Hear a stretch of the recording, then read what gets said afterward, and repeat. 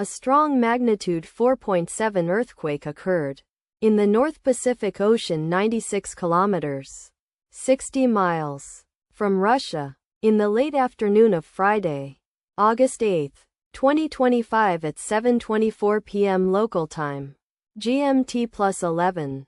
The quake had a shallow depth of 35 kilometers 22 miles and was not felt, or at least not reported so.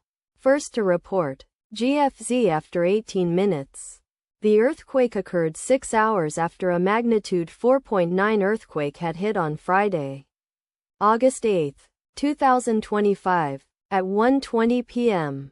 GMT plus 11 local time, in 37 kilometers 23 miles distance to the north.